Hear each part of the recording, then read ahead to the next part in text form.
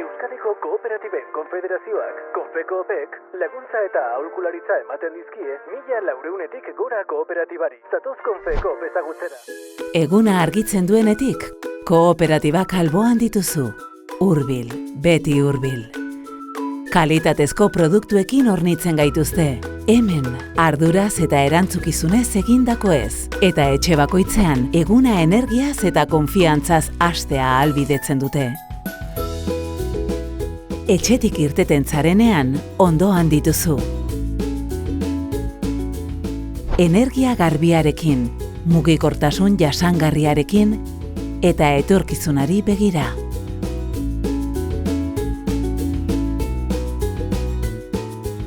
Izan ere, kooperatibak dira iristen lehenak, eta alboan izaten dituzu bizitzako unerik garrantzitsuenetan. Komunitate eraikitzaileak dira. Kooperatibek kalitatezko enplegua sortzen dute, errotua, konprometitua, eraldatzailea, lehiakorra, begirada urrun ipintzen duena, sustraiak galdu gabe. Hemen, elkarlanean aritzea elkarrekin erabakitzea delako, taldean erabakitzea.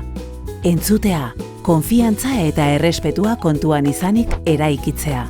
Balio kooperatiboak aintzat hartuz, aniztasunean eta elkartasunean heztea. Inklusioa abiapuntutzat hartuz eta pertsona beti erdian jarriz.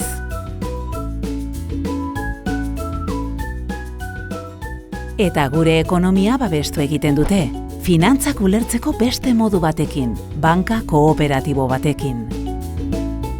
Kooperatibak gure aisialdian daude, gure kulturan, gure merkataritzan, kalitatezko hurbileko produktuekin.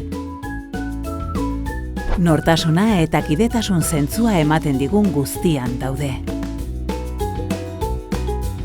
Gure eredua euskaraz bizi diren pertsona eleaniztunak heztean oinarritzen delako.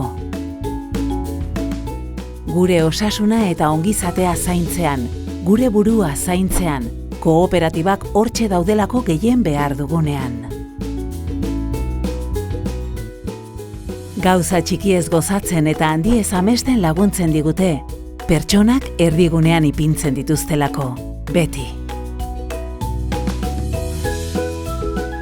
Abiadura bizian aldatzen den mundu honetan, kooperatibak aingura eta iparrorratza dira.